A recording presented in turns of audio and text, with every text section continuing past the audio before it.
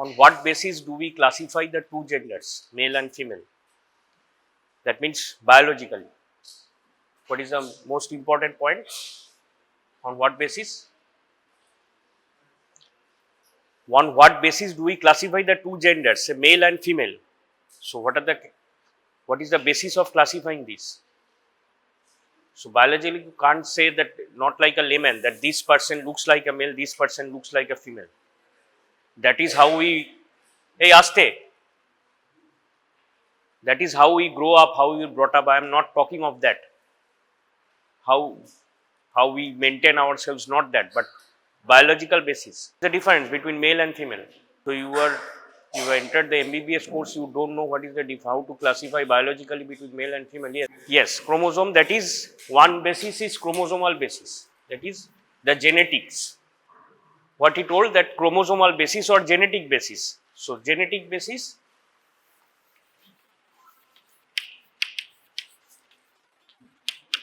and this is mostly this is synonymously written with,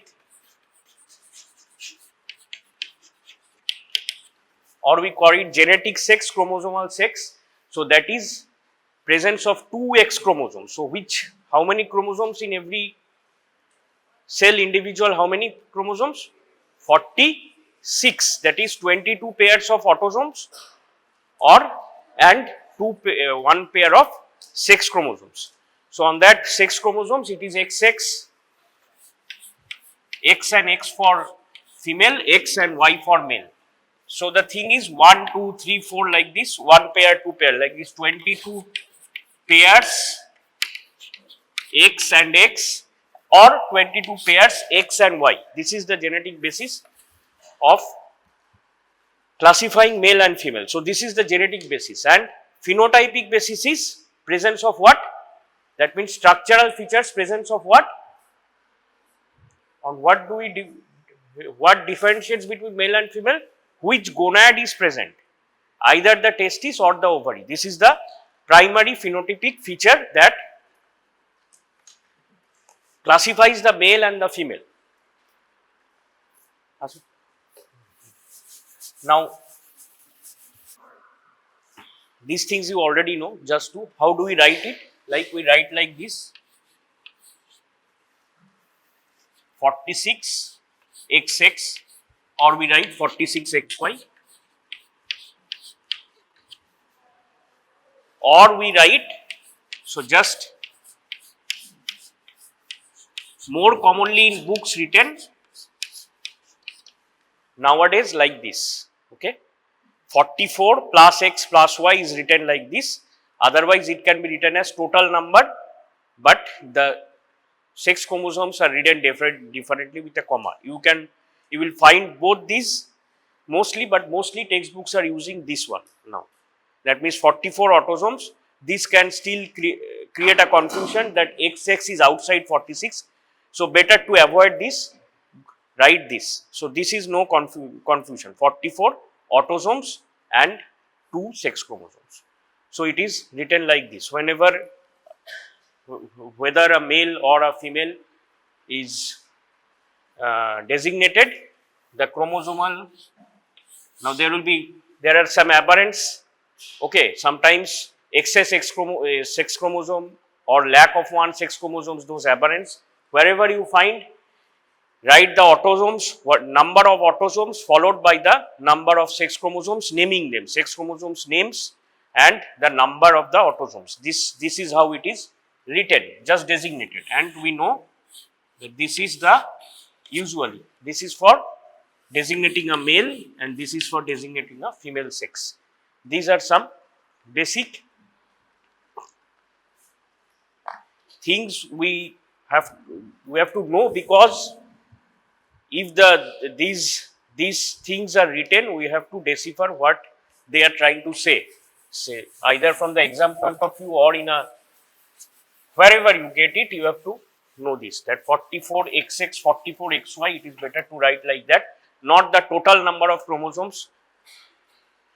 And but still, in some books you will still find it is written like 46, XX or 46, XY.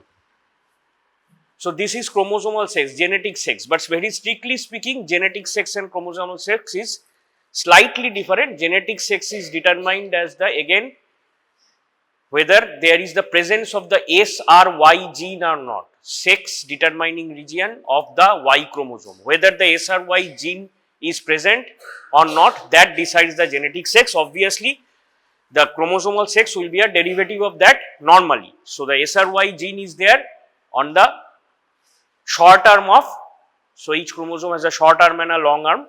So short arm of chromosome Y, SRY gene is there. If it is present, then without any aberrations, most usually, that is usually without some rarities, it will be that if the Y chromosome is chosen, that is by nature, then the person, the newborn will be a XY, that will be a male, that is the chromosomal sex 46, XY or 44 XY, whatever you say. So if the genetic sex is about the presence of the SRY gene, this on the chromosome, Y chromosome, short arm of the chromosome Y, and chromosomal sex is whatever we talk about, but mostly these are interchangeably used. And whatever the presence of gonads, either the testis or the ovary, that is the phenotypic gender or phenotypic sex or phenotypic gender. So chromosomal sex and phenotypic sex, genetic basis of gender, chromosomal basis of gender, phenotypic basis of gender, very simple thing.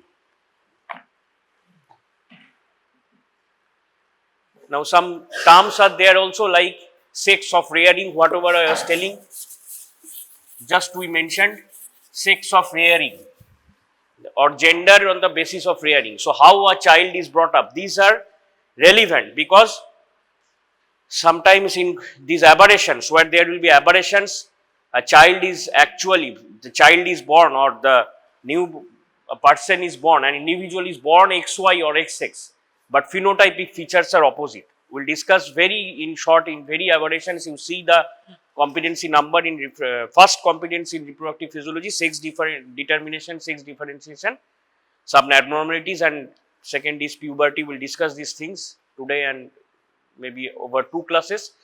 So whenever there is that this issue that the individual is born XX or so, we are not doing karyotyping usually during, so we are depending on the phenotypical features, that is the presence of, so fast after, in layman's terms, fast after birth, on the basis of what the individual is classified, whether male or female, on the basis of external genitalia. So maybe year after year the child is being brought up as a male, or that is called sex of rearing, how he or she is brought up. And now there are abnormalities, so that will be probably first detected during adolescence. These things happen. So these are rare, unfortunate things, but these things happen. We will discuss in short about these things. 22 pairs of autosomes, 1 pair of sex chromosomes. This is for a male, Y chromosome is shorter than X chromosome, it is showing. If it is XX, then it will be a female. So 22 pairs of autosomes, 1 pair of sex chromosomes. This is also, I think, simple for you. What are the stages of cell division and how does during discussion on male and female reproductive system, it will be discussed, spermatogenesis and all, spermatogenesis, oogenesis. So just we know what are the phases of cell division: prophase, metaphase, anaphase and telophase. So why they are named so? These are Greek origin terms. Prophase, so the cell division is beginning.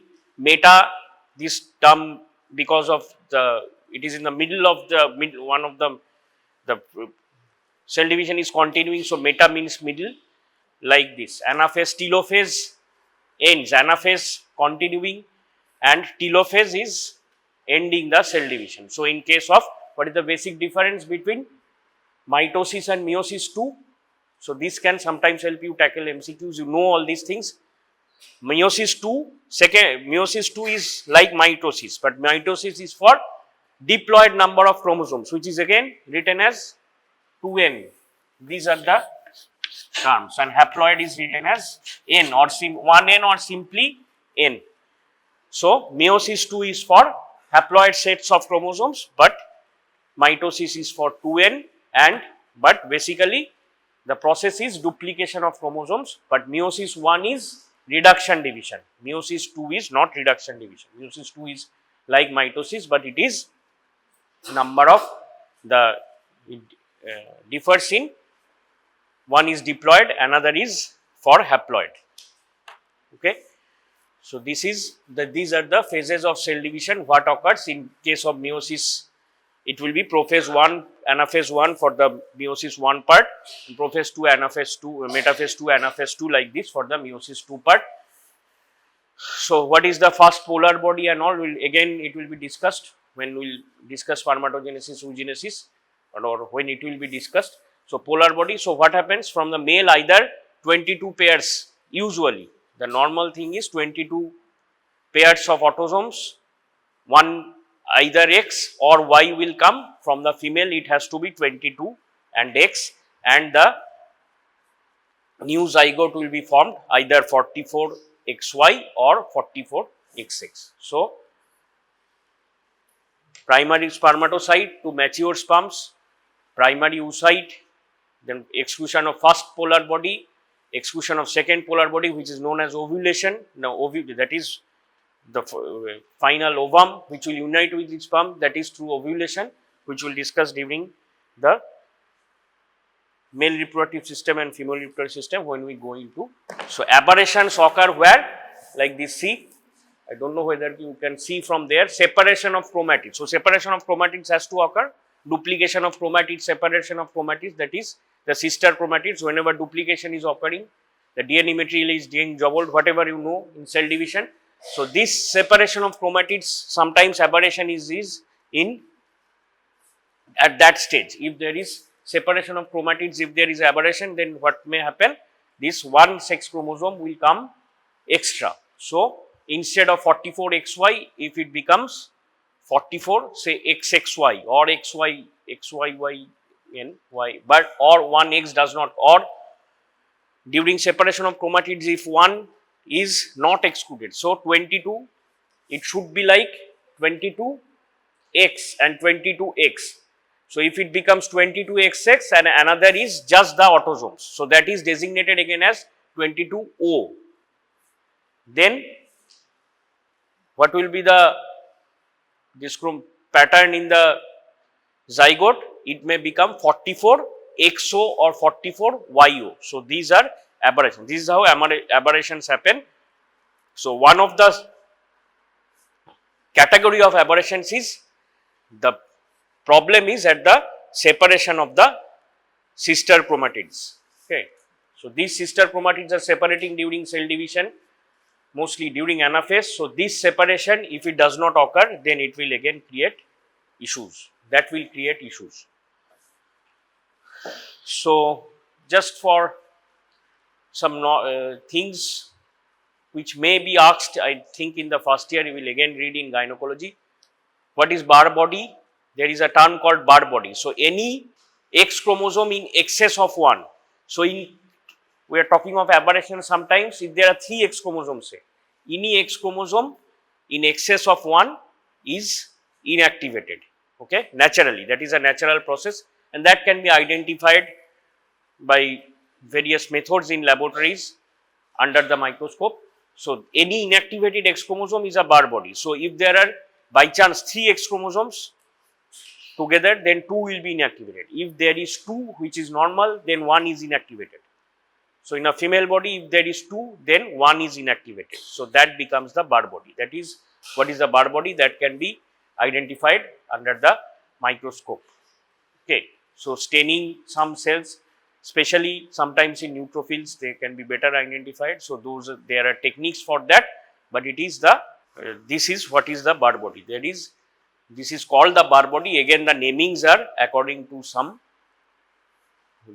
people who invented it or the person who invented it. So that is the bar body, inactivated X chromosome. So if it is a female individual genetically, so there will be one bar body, and if there are aberrants, then any X chromosome in excess of 1.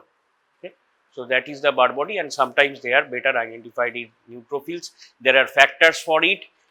Why, how it is done? So there is this is due to the genetic or makeup, genetic predisposition. There are what are the nitrogenous bases which make up these nucleic acids? Either they are the purine bases or they are the pyrimidine bases. This relates to this bark body. These things relate to the inactivation. So cytosine and thymine bases. So binding factors for those details we do not need.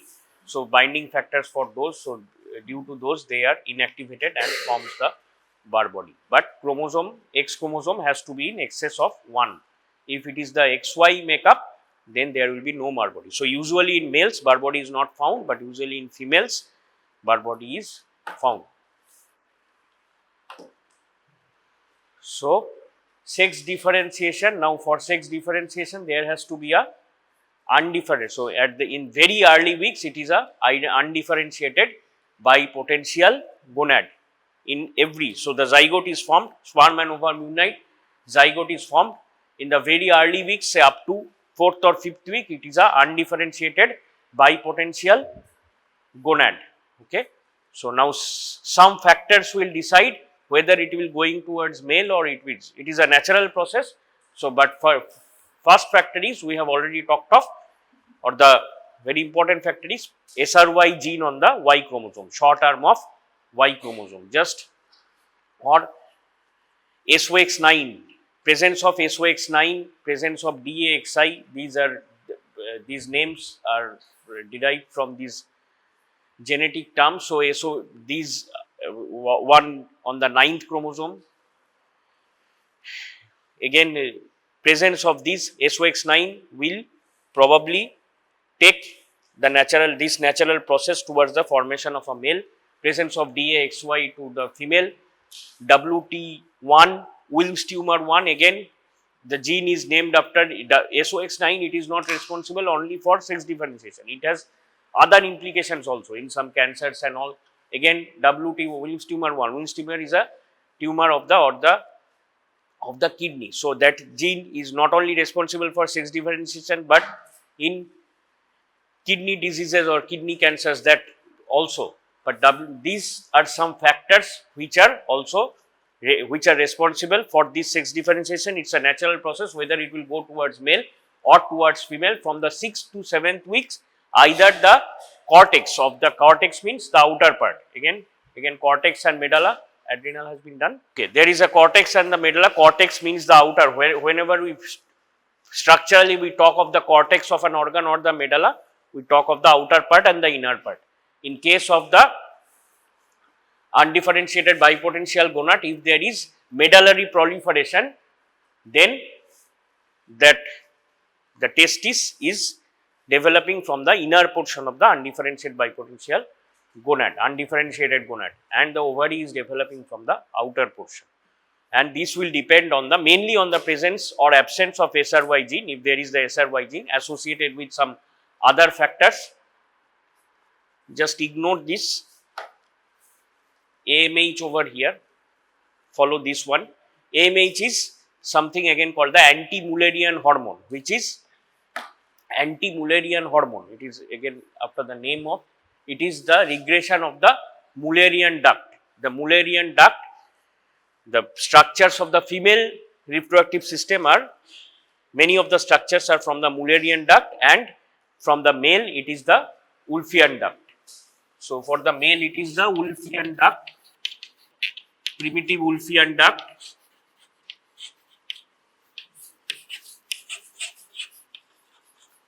For the female it is the Müllerian duct. Just remember here M is not for M. So male Wolffian, female Müllerian. So this anti-Müllerian hormone is secreted from the developed testis. So one mistake. So just ignore this AMH over here. For the undifferentiated bipotential gonad, AMH is not secreted. So just go by this. AMH should be at a later stage. So the testis, the developing testis secretes an AMH, which helps again in the regression of the Müllerian duct. So, the Wolffian duct will be then taking the upper hand, and those structures will be developed. And when the developing testis is secreting testosterone, it is converting to dihydrotestosterone that is responsible for the differentiation of the male external genitalia. So, again in case of MCQs, this is common. If the male external genitalia is dependent on the formation of male external genitalia requires what? So, if in the MCQs there will be say 4 or 5 options. If if testosterone is present, you mark testosterone. If dihydrotestosterone is present, that is the better answer, mark it. Again, if both are present and you have to choose one answer, then you have to choose dihydrotestosterone. So, that is the form of testosterone which is responsible for the formation of male external genitalia. But if dihydrotestosterone is not there in the options, then you have to mark testosterone. And dihydrotestosterone is formed from testosterone by 5-alpha reductase enzyme. So, deficiency of 5-alpha reductase. So, genetically the individual is male, but deficiency of 5-alpha reductase leads to malformation or formation of male external genitalia is not proper.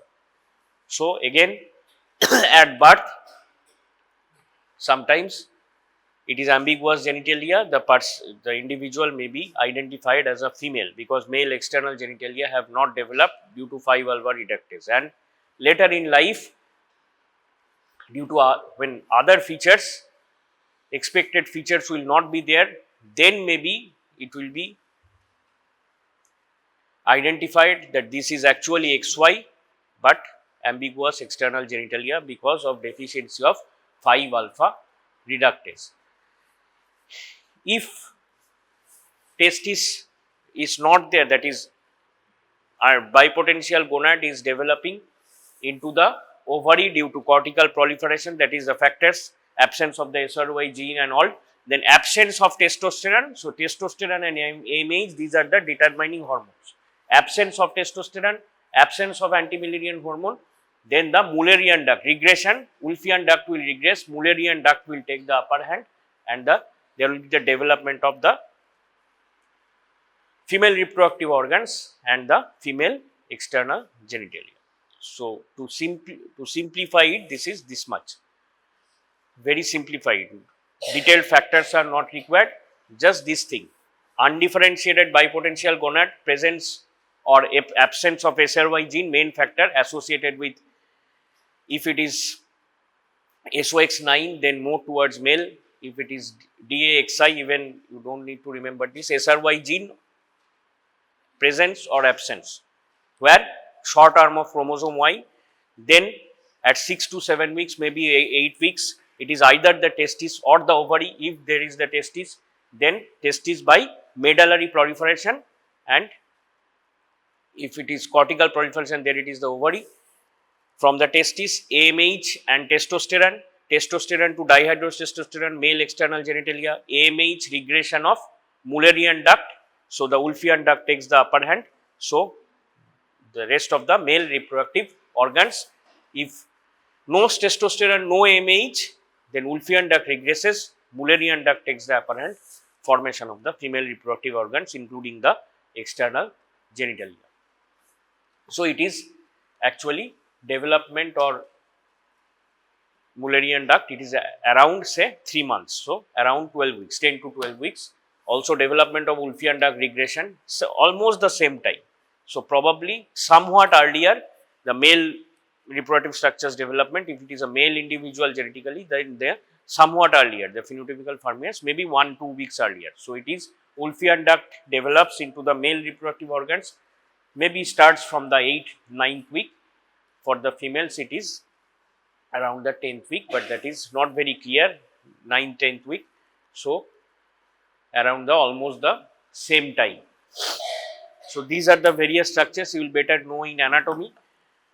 So, the male and female reproductive organs, there are the terms like, you will get terms like mesonephros, metanephros. So, metanephros is the developed kidney, mesonephros is the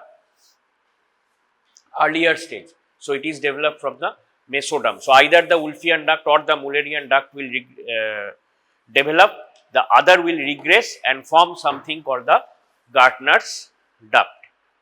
Okay. So again, there is one this embryologic structure called the gubernaculum, from where if it is a genetically male, so the gubernaculum testis will develop, which is responsible for the descent of the testis.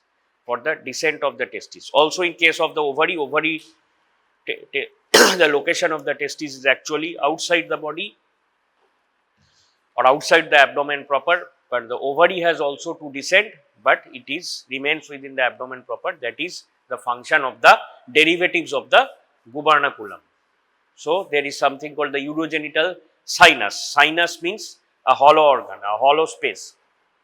So urogenital sinus, from there the different organs are developing. Better if you consult with your embryology teacher or anatomy. I don't know how much this is being covered in your syllabus in anatomy now. Whatever you require, these are there are the different embryological structures and their derivatives. You will get this one list here.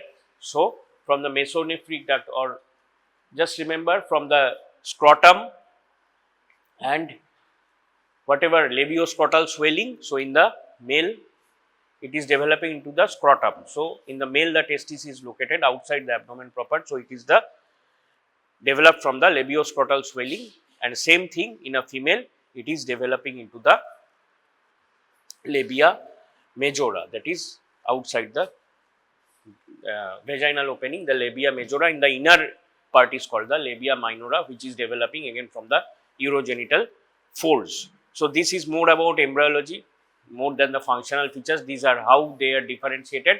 Undifferentiated gonad, obviously into the testis and the ovary. Don't take pictures. Gubernaculum will develop into the gubernaculum testis, that is responsible for the descent of the testis.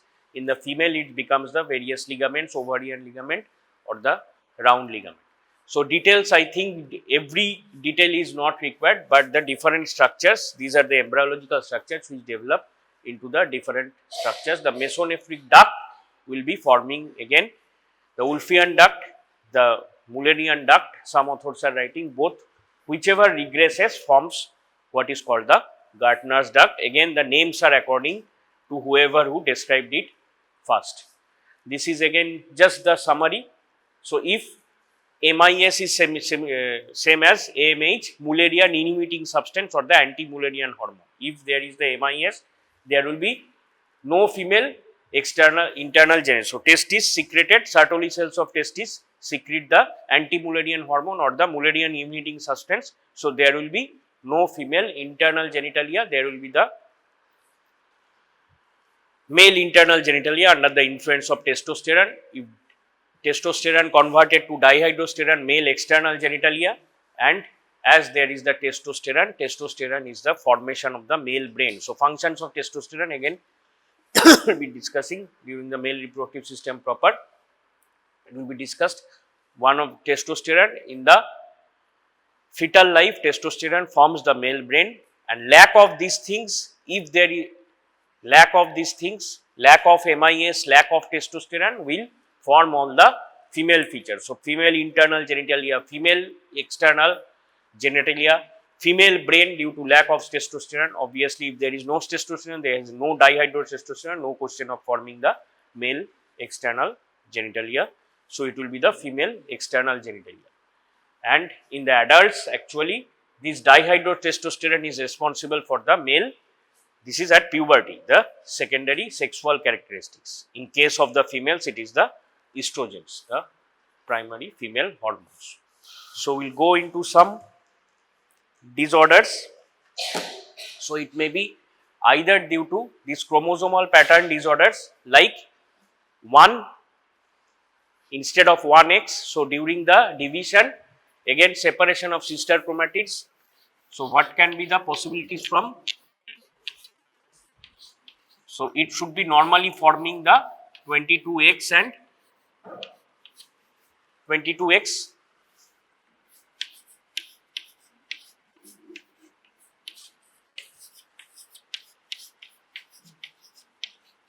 This is normal. Now, if there is, due to failure of separation of sister chromatids, if it becomes like this,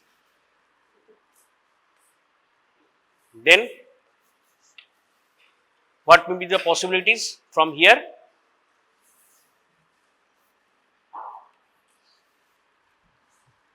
So, this is same. So, what may be the possibilities? 22 and 22 is 44.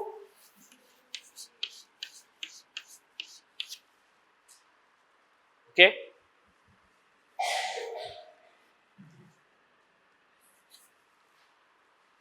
But the commonest is this one. This triple X is second commonest. Commonest is this one. Among these are rare. That means commonest among the rarest. So, these are rare, but the commonest is 44XXY. The total is 47 chromosomes. So, how is 44XXY? Again, in some authors will be written as 47, XXY. It is the same. So, the commonest is the 44XXY, which is also termed as the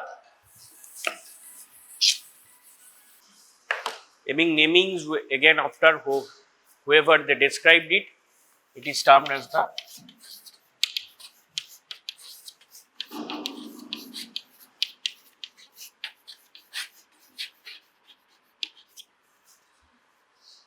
so if there are chromosomal abnormalities, then it is Klinefelter syndrome, also called the seminiferous tubule dysgenesis, because seminiferous tubule is not formed properly. That is one of the features of Klinefelter syndrome. There will be other features, but the seminiferous tubule dysgenesis, it is called so. If it is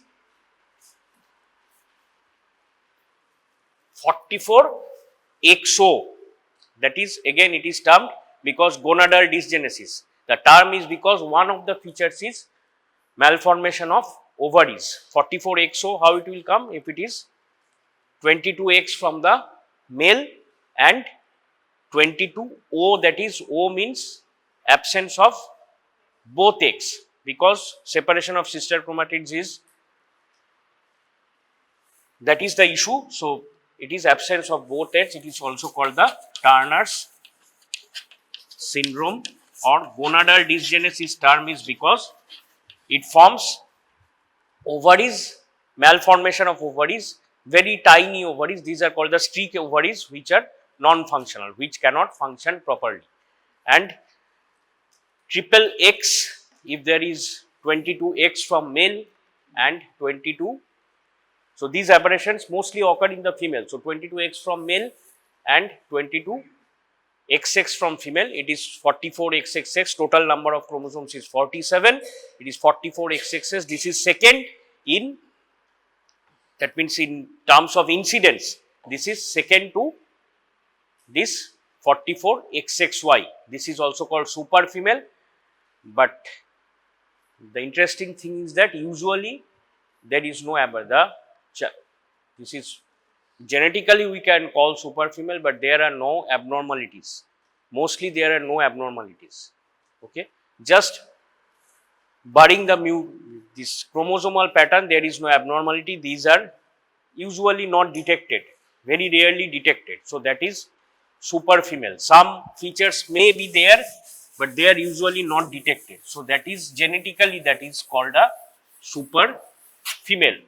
And if it is a combination of 22Y and that, if that sister chromatid, after the separation of, that means the wrong separation of sister chromatids, 22Y and 22O, then it is becoming 44YO, that actually fetus does not survive. Okay. So, if it is detected or not, whether it is detected or not, whether the cause is detected or not, that fetus does not survive, 44YO. So, it is also called the lethal gene combination. Lethal gene combination, that fetus does not survive. So, these are the, one is gonadal dysgenesis, The term is due to the formation of streak ovaries which are non-functional, or the Turner's syndrome. The last one is the most common among all these are rare, nothing is common, but the most common, highest incidence among these rare things are seminiferous tubule dysgenesis.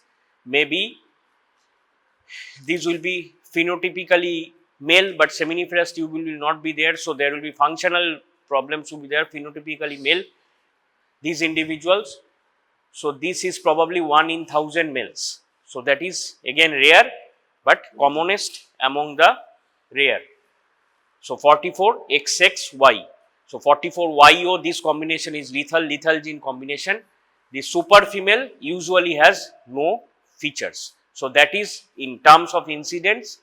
If it is 1 in 1000, it is somewhat more than this. So if it is 1 in 1000 females suffer from 1000 genetically males suffer from this Klinefelter syndrome, maybe just more than that, maybe 1 in 700, 800 females. This is super female, but that is usually not detected. No actual, that means abnormality which leads to functional abnormalities. So these are the 4 combinations, because mostly this separation of chromatids is defective in the females.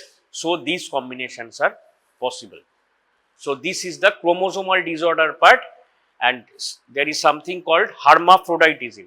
So hermaphroditism is again both male and female features, but it is classified as true or false. False, it is not told as false. The term is pseudo hermaphroditism and true hermaphroditism. True hermaphroditism is where both gonads are actually present. So presence of both the testis and the ovary. So one usually it is seen that in many cases, in more than 50% cases, it is the genetic, the functional features are due to the this testis functions, ovary becomes non-functional, but in some cases 20-30% cases ovary becomes functional, testis becomes non-functional, but phenotypically there will be the both the gonads. This is called true hermaphroditism. But pseudo hermaphroditism, this is functionally or genetically it is a XX or XY, but phenotypically it is just the opposite. Like there are various causes for it, but one of the very common, not very common, common among these rarities, one of the common causes is due to adrenal hyperplasia, that is called adrenal hyperplasia. It is not due to adrenal hyperplasia, adrenal gland is increasing in size, that is why it is called adrenal hyperplasia. It will be discussed along with adrenal gland also. So it is adrenal hyperplasia. Why? Because it is called congenital adrenal hyperplasia due to deficiency of certain enzymes. So in the adrenal gland, what hormones are formed? In the cortical part, if it has still not been discussed, it is the glucocorticoids, mineralocorticoids and sex corticoids. Now different enzymes are required in the pathway, in the different paths for the parent. This chemical is the cholesterol. From cholesterol these are made. Now if due to deficiency of certain enzymes, if the glucocorticoids and mineralocorticoids are formed less, so the most of the precursors go to form the more and more sex steroids, that are responsible for developing the male features. Now if this occurs in a genetically female, in congenital adrenal hyperplasia, the features are more in genetically female, because these androgens, sex steroids, androgens which are formed in the adrenal, androgens, testosterone, these are formed in the testis as well to some extent in the adrenal gland. So in the fetal stage, if it is deficiency of enzymes not helping the form, that is inhibiting the formation of mineralocorticoids and glucocorticoids, when adrenal will be discussed, it will be more clearer. So mineralocorticoids, glucocorticoids, sex steroids, all are formed, but there are precursors. One pathway is going to the formation of mineralocorticoids, one pathway to the glucocorticoids, one pathway to the sex corticoids, same precursors. Now if the enzymes which convert these precursors to the mineralocorticoids and the glucocorticoids are deficient, then more and more sex steroids will be formed. Now, in case of genetically female, what happens? These male sex steroids, they produce the phenotypically male features, but actually genetically it is a female. This is called female pseudo hermaphroditism. Female pseudo hermaphroditism, one of the associated things is associated with this female pseudo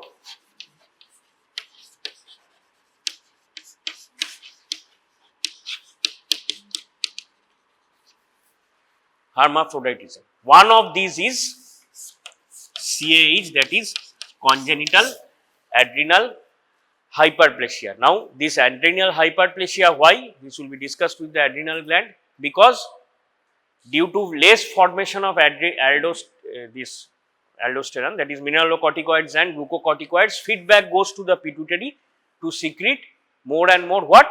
ACTH. Pituitary has been discussed. So, due to less formation of mineralocorticoids and glucocorticoids, negative feedback is for secreting more and more ACTH.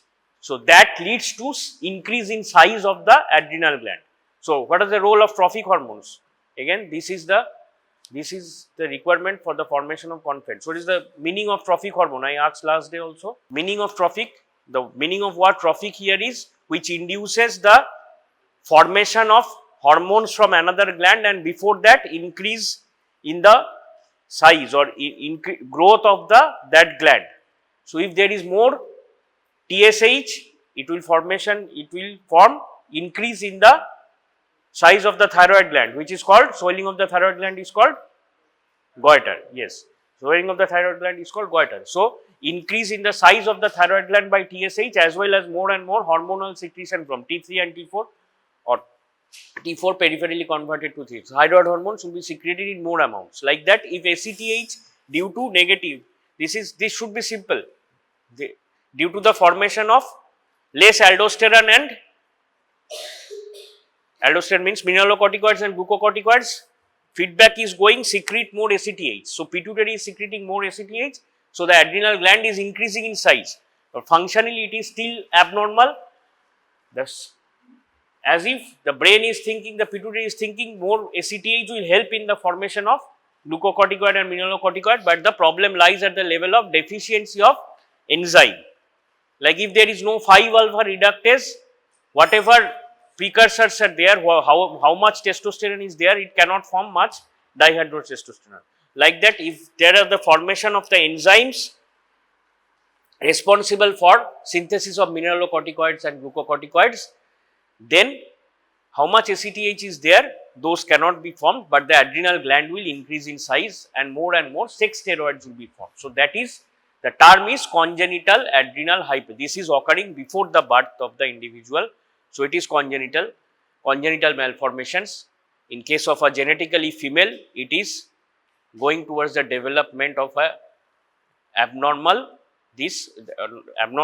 of course, and phenotypically male genital features and other features also. So, external genitalia. So, it is the enlarged clitoris which is looking like the male external genitalia or the penis. So, it is at birth the individual is classified or the individual is recognized as a male, but actually it is not a male, it is a female and it is she. So, it is called female pseudo hermaphroditism, because this female term, because it is genetically a female, but the features are that of the male. Similarly, there may be male pseudo hermaphroditism when commonest among that is if the testosterone is secreted from the differentiated gonad, the testis is there, but testis is functional, secreting testosterone, secreting AMH, all these things. So, due to secretion of AMH, what will happen? Müllerian duct will regress, Wolffian duct will have the upper hand, but as there is no testosterone,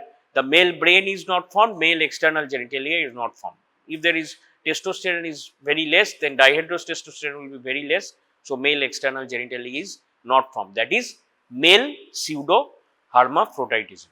Okay, just we will tell consider the features of these, some features of this Turner's and Klinefelter syndrome, and then pass on to the discussion of puberty which will end this section of reproductive physiology, just the introductory section.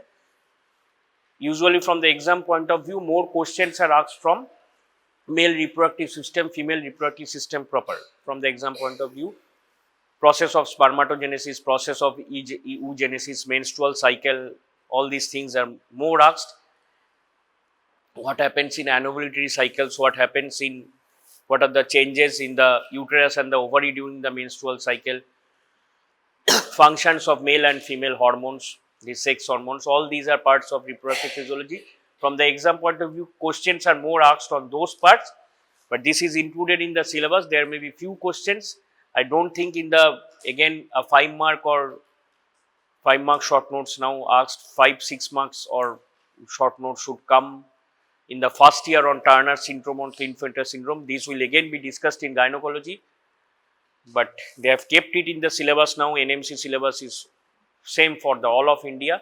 So just know some lines so that if by chance a question comes, then you can write about it. So Turner syndrome is gonadal dysgenesis, Klinefelter syndrome is seminiferous tubule dysgenesis. These are one of all these features. We will see about some other features.